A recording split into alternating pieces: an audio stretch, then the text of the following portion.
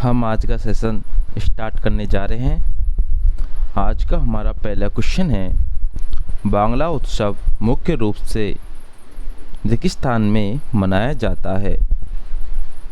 ए option है Himachal Pradesh, B option है मेघालय, सी option है लद्दाख और डी ऑप्शन है उत्तराखंड। तो हमारा इसमें correct answer B option Meghalaya है। बी ऑप्शन हमारा ऑल राइट करेक्ट है, मेघालय। तो बांग्ला उत्सव मुख्य रूप से मेघालय में मनाया जाता है। इसे 100 ड्रम महोत्सव के रूप में भी जाना जाता है।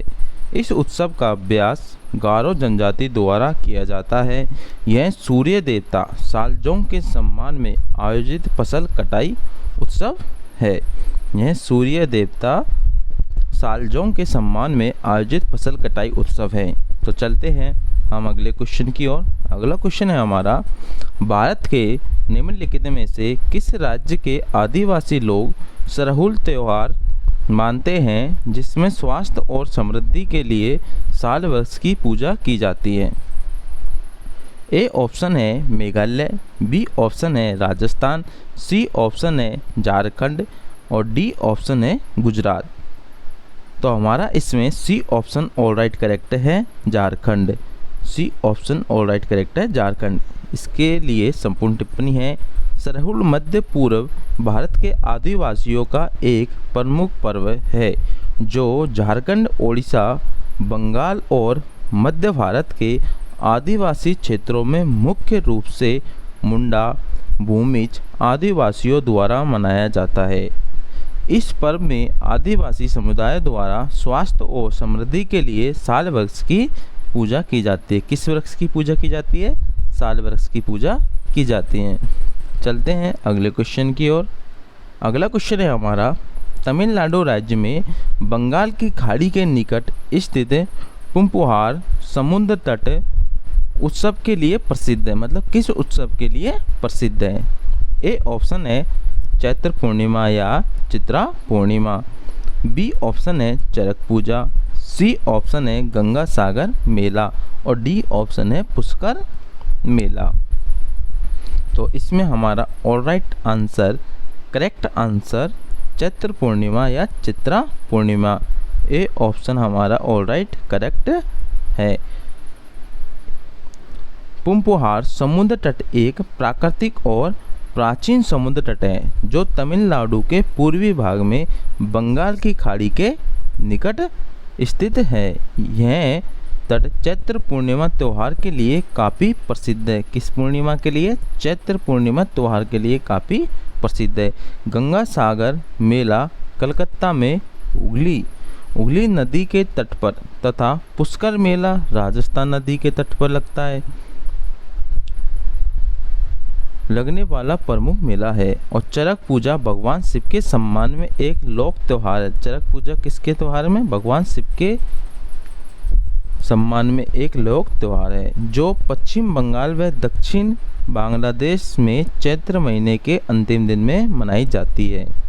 तो पुष्कर मेला किस में है? राजस्थान में पड़ता है ये पुष्कर मेला। और गंगा सागर मेला कहाँ पर पड़ता है? कलकत्ता में हुगली नदी के तट पर पड़ता है। गंगा सागर मेला कलकत्ता में हुगली नदी के तट पर पड़ता है। और चरक पूजा जो भगवान शिव के सम्मान में एक लोक त्यौहार है जो पश्चिम बंगाल व दक्षिण बांग्लादेश में चैत्र महीने के अंतिम दिन में मनाया जाता है। तो चरक पूजा हो गया। चलते हैं हमारे अगले क्वेश्चन की ओर। अगला क्वेश्चन है हमारा, पोंगल को समर्पित एक शस्योत्सव है। ए ऑप्शन है सरस्वती देवी, बी ऑप्शन है अग्नि देवता, सी ऑप्शन है सूर्य देवता और डी ऑप्शन है गंगा देवी। तो इसमें हमारा all right correct answer C option है सूर्य देवता। किसको समर्पित है पोंगल उत्सव? सूर्य देवता को समर्पित है। तो सी ऑप्शन हमारा ऑल राइट करेक्ट है। इसके बारे में संपूर्ण टिप्पणी दे रखी है हमने। पोंगल दक्षिण भारत विशेषकर तमिलनाडु के लोगों के द्वारा मनाया जाता है। पोंगल दक्षिण भारत में विशेषकर तमिलनाडु के लोगों द्वारा मनाया जाने वाला एक प्रमुख त्यौहार है, जो दक्षिण भारत में लोग धान की फसल काटने के बाद खुशी मनाने के लिए एक त्यौहार मनाते हैं। यह सूर्य देवता को समर्पित है। जो क्या है, दक्षिण भारत में धान काटने के बाद जो खुशी मनाते हैं ना, उस त्यौहार को समर्पित है, जो सूर्य देवता को समर्पित है। और तमिल कैलेंडर के अनुसार जब सूर्य 14 या 15 जनवरी को धनु राशि में निकलकर मकर राशि में प्रवेश करता है, तब यह दिन तमिल नववर्ष की पहली तारीख होती है, जो उत्तर भारत में इस दिन को मकर संक्रांति के रूप में मनाया जाता है। तो हमारा अगला क्वेश्चन है, केरल का त्रिशूर पुरम त्यौहार त्रिशूर शहर के वडकुनाथन मंदिर में आयोजित किया जाता है। ए ऑप्शन है त्रैमासिक रूप से, बी ऑप्शन है वार्षिक रूप से, सी ऑप्शन है साप्ताहिक रूप से, डी ऑप्शन है मासिक रूप से। तो हमारा इसमें ऑलराइट करेक्ट आंसर है त्रिशूर पुरम त्यौहार केरल का सबसे बड़ा वार्षिक मंदिर उत्सव है। सबसे बड़ा कौन सा है? वार्षिक मंदिर उत्सव है। यह त्रिशूर शहर के वडकुनाथन क्षेत्र में स्थित देवी दुर्गा भगवान शिव को समर्पित है। इस उत्सव में रंग बिरंगे परिधानों से सजे लोग तथा हथियारों की साजा सज्जा विशेष आकर्षण का केंद्र है। तो हमारा इसमें बी ऑप्शन ऑलराइट करेक्ट है। तो चलते हैं अगले क्वेश्चन की ओर। अगला क्वेश्चन है हमारा, हिंदू पंचांग के अनुसार गुड़ी पड़वा चैत्र मास की किस तिथि को मनाया जाता है? ए ऑप्शन है प्रथम, बी ऑप्शन है चतुर्थ, सी ऑप्शन है द्वितीय और डी ऑप्शन है पंचम। तो हमारा इसमें डी ऑप्शन ऑलराइट करेक्ट है, पंचम। हिंदू पंचांग के अनुसार गुड़ी पड़वा चैत्र मास की प्रथम तिथि अर्थात शुक्ल पक्ष की प्रतिपदा को मनाया जाता है। इस दिन से हिंदू नववर्ष की शुरुआत होती है। इसे पंचड़ी, उगादि और संवत्सर पर्वों के नाम से भी जाना जाता है। यह पर्व कर्नाटक, गोवा, महाराष्ट्र, आंध्र प्रदेश में मनाया जाता है। चलते हैं अगले क्वेश्चन की ओर। अगला क्वेश्चन है हमारा, किस त्यौहार को असम में माघ बिहू के नाम से जाना जाता है? ए ऑप्शन है मकर संक्रांति, बी ऑप्शन है रक्षाबंधन, सी ऑप्शन है होली और डी ऑप्शन है दशहरा। किस त्यौहार को असम में माघ बिहू के नाम से जाना जाता है? ए ऑप्शन हमारा ऑलराइट करेक्ट आंसर है मकर संक्रांति। जनवरी माह में मनाए जाने वाले त्यौहार मकर संक्रांति को असम में माघ बिहू के नाम से जाना जाता है। असम में किस नाम से जाना जाता है? माघ बिहू के नाम से जाना जाता है। भारत के विभिन्न भागों में मकर संक्रांति को निम्नलिखित नामों से जाना जाता है। लोहड़ी, लोहड़ी नाम से पंजाब और हरियाणा में जाना जाता है, और खिचड़ी नाम से उत्तर प्रदेश और बिहार में जाना जाता है, और पोंगल नाम से तमिलनाडु में जाना जाता है, और पतंग महोत्सव गुजरात के नाम से जाना जाता है। गुजरात में मकर संक्रांति को पतंग महोत्सव के नाम से जाना जाता है। अगला क्वेश्चन है हमारा, असम राज्य के उत्तर पूर्वी भाग में मनाया जाने वाला वह 7 दिवसीय महोत्सव कौन सा है जो असमिया नव वर्ष का प्रारंभिक प्रतीक है? ए ऑप्शन है देहिंग पटकाई महोत्सव, बी ऑप्शन है मोत्सु महोत्सव, सी ऑप्शन है मांजुली महोत्सव और डी ऑप्शन है बोहांग बिहू महोत्सव। इसमें हमारा डी ऑप्शन ऑलराइट करेक्ट है, बोहांग बिहू महोत्सव। असम राज्य के उत्तर पूर्वी भाग में बोहांग बिहू महोत्सव मनाया जाता है। असम राज्य के उत्तर पूर्वी भाग में बोहांग बिहू महोत्सव मनाया जाता है। यह 7 दिवसीय त्यौहार है जो असमिया नव वर्ष के प्रारंभ का प्रतीक है। जो किसका प्रतीक है? असमिया नव वर्ष का प्रतीक है। चलते हैं अगले क्वेश्चन की ओर। अगला क्वेश्चन है हमारा, विशु में से किस भारतीय राज्य का एक बहुत प्रसिद्ध त्यौहार है? विशु निम्नलिखित में से किस भारतीय राज्य का एक बहुत प्रसिद्ध त्यौहार है? ए ऑप्शन है ओडिशा, बी ऑप्शन है गुजरात, सी ऑप्शन है पश्चिम बंगाल, डी ऑप्शन है केरल। हमारा इसमें डी ऑप्शन ऑलराइट करेक्ट है, केरल। विशु त्यौहार केरल राज्य में राक्षस नरकासुर और भगवान कृष्ण की विजय के उपलक्ष्य में मनाया जाता है। साथ ही कर्नाटक के तमिलनाडु क्षेत्र में मनाया जाने वाला एक हिंदू त्यौहार है। विशु त्यौहार केरल राज्य में राक्षस नरकासुर पर भगवान कृष्ण की विजय के उपलक्ष्य में मनाया जाता है तथा कर्नाटक के तमिलनाडु क्षेत्र में मनाया जाने वाला एक हिंदू नववर्ष है। चलते हैं अगले क्वेश्चन की ओर। अगला क्वेश्चन है हमारा, निम्नलिखित में से कौन सा फसल उत्सव मुख्य दक्षिण भारत में मनाया जाता है? निम्नलिखित में से कौन सा फसल उत्सव मुख्यतः दक्षिण भारत में मनाया जाता है? ए ऑप्शन है ओणम, बी ऑप्शन है माघी, सी ऑप्शन है उत्तरायण। हमारा ए ऑप्शन ऑलराइट करेक्ट है, ओणम। ओणम का उत्सव दक्षिण भारत खास तौर पर केरल राज्य में बड़े ही धूमधाम के साथ मलयालम सोलर कैलेंडर के अनुसार चिंगम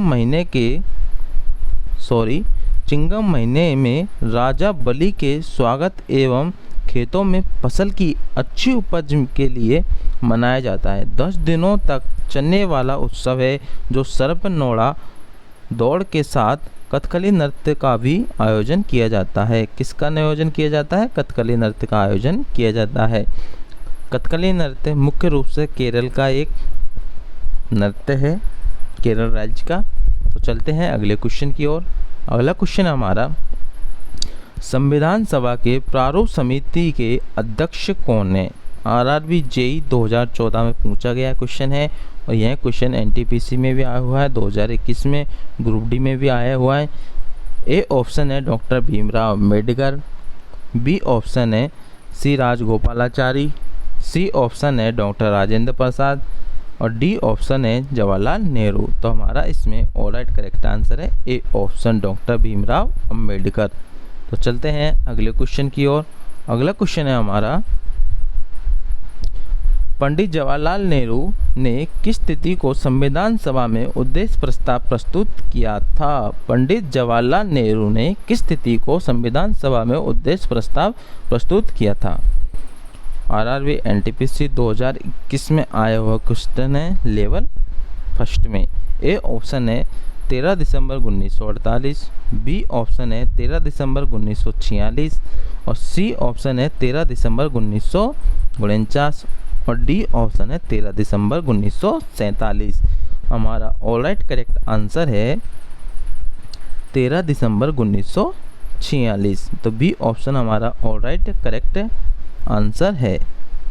कैबिनेट मिशन की संतुष्टियों के आधार पर भारतीय संविधान का निर्माण करने वाली संविधान सभा का गठन जुलाई 1946 ईस्वी में किया गया था, जो 11 दिसंबर 1946 को डॉक्टर राजेंद्र प्रसाद संविधान सभा के स्थायी अध्यक्ष निर्वाचित हुए और 13 दिसंबर 1946 को जवाहरलाल नेहरू द्वारा संविधान सभा में पेश किए गए उद्देश्य प्रस्ताव के साथ कार्यवाही प्रारंभ हुई। तो चलते हैं अगले क्वेश्चन की ओर। अगला क्वेश्चन है हमारा, भारतीय संविधान के निर्माण के दौरान निम्नलिखित में से किसने उद्देश्य के कथन को प्रस्तुत किया था? भारतीय संविधान के निर्माण के दौरान निम्नलिखित में से किसने उद्देश्यों के कथन को प्रस्तुत किया है? ए ऑप्शन है मोतीलाल नेहरू, बी ऑप्शन है doctor Bhimrao Ambedkar, C option है जवाहरलाल नेहरू और डी ऑप्शन है डॉक्टर राजेंद्र प्रसाद। तो हमारा इसमें ए ऑप्शन ऑलराइट करेक्ट है, Motilal Nehru. A option all right correct है, मोतीलाल नेहरू। तो चलते हैं अगले क्वेश्चन की ओर। अगला क्वेश्चन है हमारा, कितने वर्षों में मतलब लगभग के विचार विमर्श के बाद भारतीय संविधान पर हस्ताक्षर किया गया था? कितने वर्षों में किया गया था? आरआरबी एनटीपीसी 2021 में आया हुआ है, यह क्वेश्चन ग्रुप डी में भी आया हुआ है। ए ऑप्शन है 5, बी ऑप्शन है 4, सी ऑप्शन है 2 और डी ऑप्शन है 3 ईयर।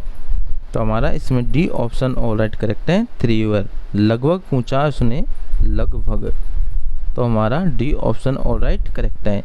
2 वर्ष 11 माह और 18 दिन के विचार विमर्श के बाद भारतीय संविधान पर हस्ताक्षर किया गया। 2 वर्ष 11 माह 18 दिन। संविधान निर्माण के प्रारूप समिति का गठन 29 अगस्त 1947 में किया गया, जिसमें डॉक्टर भीमराव अंबेडकर सहित कुल 7 सदस्य, जो डॉक्टर भीमराव इसके मुख्य सदस्य थे, अध्यक्ष थे। चलते हैं अगले क्वेश्चन की ओर। अगला क्वेश्चन है हमारा, स्वतंत्र भारत के प्रथम विदेश मंत्री कौन थे? ए ऑप्शन है बलदेव सिंह, बी ऑप्शन है बीवी गिरी, सी ऑप्शन है जवाहरलाल नेहरू और डी ऑप्शन है डॉक्टर सर्वपल्ली राधाकृष्णन। स्वतंत्र भारत के प्रथम विदेश मंत्री जवाहरलाल नेहरू थे। कौन थे? जवाहरलाल नेहरू। तो सी ऑप्शन हमारा ऑल राइट करेक्ट आंसर है। स्वतंत्र भारत के प्रथम विदेश मंत्री जवाहरलाल नेहरू थे। और बलदेव सिंह स्वतंत्र भारत के प्रथम रक्षा मंत्री थे। बलदेव सिंह कौन थे? स्वतंत्र भारत के प्रथम रक्षा मंत्री थे। और बीवी गिरी भारत के तीसरे उपराष्ट्रपति और चौथे राष्ट्रपति थे। बीवी गिरी भारत के तीसरे उपराष्ट्रपति और चौथे राष्ट्रपति थे। और डॉक्टर सर्वपल्ली राधाकृष्णन भारत के प्रथम उपराष्ट्रपति और द्वितीय राष्ट्रपति थे। तो चलते हैं अगले क्वेश्चन की ओर। अगला क्वेश्चन है हमारा, स्वतंत्र भारत का पहला केंद्रीय बजट किसने पेश किया था? आरआरबी जेईई सीबीटी 2 में पूछा हुआ क्वेश्चन है 2019। ए ऑप्शन है मोरारजी देसाई, बी ऑप्शन है जॉन मैथाई, सी ऑप्शन है एन.के. चंद्रा और डी ऑप्शन है आर.के. सेनुमुखम चेट्टी। तो हमारा इसमें D option all right correct है, आर.के. सेनुमुखम चेट्टी। तो डी ऑप्शन हमारा ऑल राइट करेक्ट है। स्वतंत्र भारत का पहला केंद्रीय बजट वित्त मंत्री आर.के. सेनुमुखम चेट्टी ने 26 नवंबर 1947 को पेश किया। कब किया? 26 नवंबर 1947 को पेश किया। तो चलते हैं अगले क्वेश्चन की ओर। अगला क्वेश्चन है हमारा, भारत के संविधान का मसौदा तैयार करने के लिए संविधान सभा ने ... को मसौदा समिति का गठन किया गया था। किस तारीख को या कौन से ईयर में इस समिति का गठन किया गया था? ए ऑप्शन है 29 अगस्त 1947, बी ऑप्शन है 29 अगस्त 1949, सी ऑप्शन है 29 अगस्त 1948 और डी ऑप्शन है 29 अगस्त 1950 को। तो हमारा इसमें ओ ऑप्शन ऑल राइट करेक्ट है, 29 अगस्त 1947 को।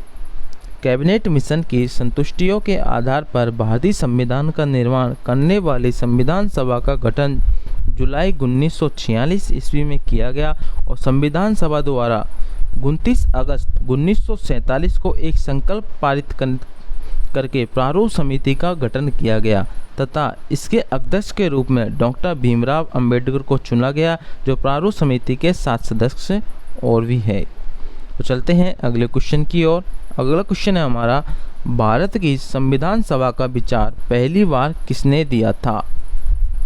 भारत की संविधान सभा का विचार पहली बार किसने दिया था? ए ऑप्शन है बी.आर. अम्बेडकर, बी ऑप्शन है एम.एन. रॉय, सी ऑप्शन है बी.एन. राव, डी ऑप्शन है डॉक्टर राजेंद्र प्रसाद।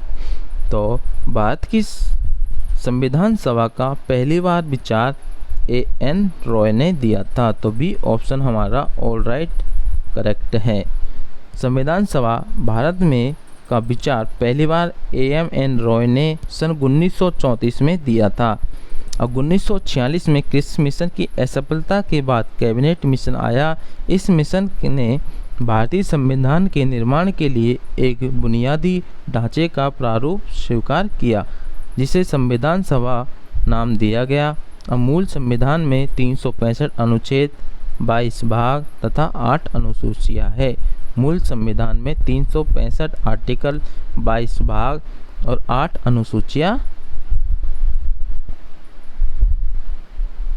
8 अनुसूचियाँ नहीं दोस्तों, ये रॉन्ग आंसर है, 12 अनुसूचियाँ हैं। कितनी हैं? 12 अनुसूचियाँ हैं। ये टाइपिंग गलत हो गई है। तो चलते हैं अगले क्वेश्चन की ओर। अगला क्वेश्चन है हमारा, भारतीय संविधान को लिखने वाली संविधान सभा के उपाध्यक्ष कौन थे? ए ऑप्शन है जयपाल सिंह, बी ऑप्शन है G Durgabai Deshmukh, C option है एस.सी. मुखर्जी और डी ऑप्शन है राजेंद्र प्रसाद। तो हमारा इसमें C option all right correct है, एस.सी. मुखर्जी। तो C option all right correct है, हरेंद्र कुमार मुखर्जी। भारतीय संविधान को लिखने वाली संविधान सभा में हरेंद्र कुमार मुखर्जी को 11 दिसंबर 1946 को उपाध्यक्ष निर्वाचित किया गया था, जबकि डॉक्टर राजेंद्र प्रसाद संविधान सभा के अध्यक्ष में निर्वाचित किए गए थे। डॉक्टर राजेंद्र प्रसाद को संविधान सभा के अध्यक्ष के रूप में निर्वाचित हुए थे। तो चलते हैं अगले क्वेश्चन की ओर। अगला क्वेश्चन है हमारा जो क्लास का लास्ट एंड फाइनल क्वेश्चन है। 1947 से पहले भारत में 26 जनवरी को क्या कहा जाता है? ए शहीद दिवस, बी स्वतंत्रता दिवस, सी गणतंत्र दिवस और डी संविधान दिवस। 1947 से पहले भारत में 26 जनवरी को क्या कहा जाता है? हमारा B option all right correct है, स्वतंत्रता दिवस के रूप में कहा जाता था। तो बी ऑप्शन हमारा ऑल राइट करेक्ट है। 1947 से पहले भारत में 26 जनवरी को स्वतंत्रता दिवस के रूप में मनाया जाता था। तो 26 जनवरी 1930 को रावी नदी के तट पर जवाहरलाल नेहरू द्वारा झंडा फहराया गया और पूर्ण स्वराज की संकल्पना प्रस्तुत की गई। और जिसमें क्या किया गया? पूर्ण स्वराज की संकल्पना प्रस्तुत किया गया। स्वतंत्रता के उपरांत 15 अगस्त को स्वतंत्रता दिवस में एवं 26 जनवरी को गणतंत्र दिवस के रूप में मनाया गया। लेकिन क्या कर दिया? उल्टा कर दिया। मतलब 26 जनवरी को तो गणतंत्र दिवस के रूप में मनाया जाने लगा स्वतंत्रता के बाद, और 15 अगस्त को स्वतंत्रता दिवस के रूप में मनाया गया। जय हिंद, जय भारत।